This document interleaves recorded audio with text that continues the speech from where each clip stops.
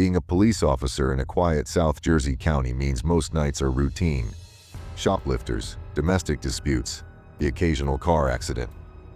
But every so often, a call or a situation sticks with you, not because it was particularly heroic or action-packed, but because it leaves a lingering sense of unease. For me, that night on a desolate road with no streetlights and a severed hand will never fade from memory. I've been a police officer since I was 23, and I've worked every possible shift over the years. The night shift, while often uneventful, has a way of serving up the weirdest calls. This particular night started off slow. It was quiet, too quiet honestly, and I was cruising down a dark, empty road. Both sides were lined with thick woods, the kind that swallow up all sound.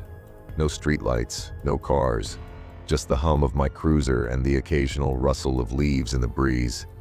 Then, out of the corner of my eye, I caught the reflection of taillights on the right-hand side of the road. They weren't moving. The car was parked on the grass, partially hidden by the shadows of the trees. As I got closer, I noticed the driver's side door was wide open, which was immediately suspicious. I slowed down, veered onto the grass, and stopped a few feet away from the car. My instincts told me something wasn't right. As I reached for my flashlight and prepared to step out, I saw someone emerge from the car. They stood by the open door for a brief moment before bolting into the woods. The movement was quick, too quick for me to get a good look at them. My adrenaline spiked. I radioed in the codes for a suspicious person and vehicle, then stepped out of my cruiser, flashlight in one hand and my other hand on my holster. I cautiously approached the car, scanning the interior with my flashlight. It was empty, at least it appeared that way at first, but the smell hit me like a brick wall. It was a sickening, overpowering stench that I immediately recognized as something rotten, though it wasn't quite like a dead animal. I stepped back, gagging slightly, and called out toward the woods. "Police! Is anyone there? Do you need help?" My voice echoed into the darkness, but there was no response. I returned to the car and peered inside more closely. The first thing I noticed was the blood. Tissues and paper towels soaked in dark red stains littered the passenger seat and the back seat. They weren't just bloodied, they were saturated, like they had been used to clean up a significant amount of blood. My stomach churned, but I pressed on, opening the passenger door for a better look. At that moment, I heard footsteps crunching on leaves deeper in the woods. I spun around, flashlight cutting through the trees, and yelled, "Stop! Come out of the woods!" The beam of light revealed nothing but endless trunks and shrubs. Then, I heard it, a deep, guttural voice that sent a shiver down my spine. I couldn't make out what it said, but it was definitely human. I shouted again, "Are you hurt? Show yourself." Still no response. My hand tightened on my holster as I stepped closer to the tree line, straining my ears for any sound. The voice I'd heard wasn't one of pain or distress. It was deliberate, calculated. Something felt very, very wrong. Deciding not to venture further into the woods alone, I returned to the car to continue my inspection. That's when I found it. In the back seat, amidst the bloodied mess, was something heavy wrapped in paper towels. With gloves on, I carefully unwrapped it, and what I saw made my blood run cold. It was a hand. A severed human hand. Dark red, drenched in blood, and unmistakably real. It took me a moment to process what I was holding before I dropped it back onto the seat, my heart racing. This wasn't just a case of a suspicious person anymore. This was a potential murder. I grabbed my radio and called for immediate backup, my voice trembling as I relayed the situation. I turned on my cruiser's lights to make my location more visible to responding officers, and took a step back from the car, scanning the woods once again. Whoever had been in those trees was no ordinary suspect. When backup arrived, the scene turned into a flurry of activity. Officers secured the area while I recounted everything I'd seen and heard.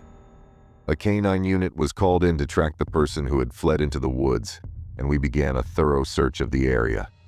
Hours passed as we combed through the forest, looking for footprints, blood trails, or any sign of the person. Strangely, we found nothing.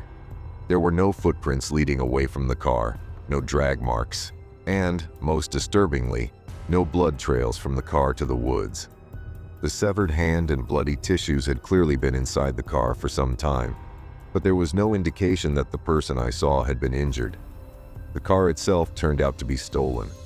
It had been reported missing by a resident of a nearby town earlier that week. When questioned, the owner had no idea who could have taken it, or how it ended up abandoned on a quiet road.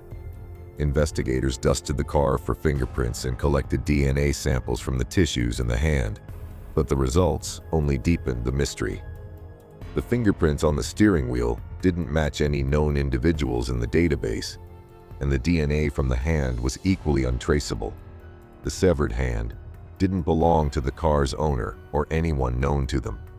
It was as if the person who had fled into the woods that night and their victim had simply vanished into thin air.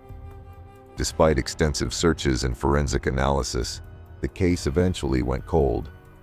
The vehicle was impounded, the evidence was logged, and the story became one of those strange, unsolved tales that haunt small-town police departments.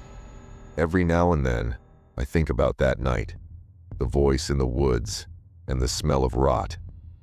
I wonder who that person was, why they ran, and whose hand I found wrapped in bloody paper towels. To this day, the case remains unsolved, and the memories linger like shadows. Was the person I saw in the woods the killer? Or were they running from something, or someone else? Why was there no blood trail, no sign of a struggle, nothing to connect the severed hand to the person or the car? And what did that deep, guttural voice say in the woods that night? Being a police officer often means encountering things you can't explain.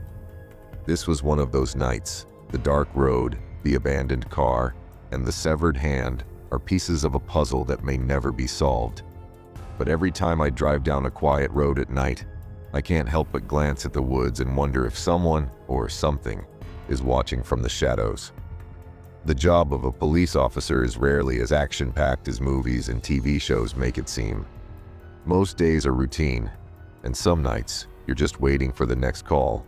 But every so often, you encounter something that leaves you unsettled, something that stays with you long after the shift ends.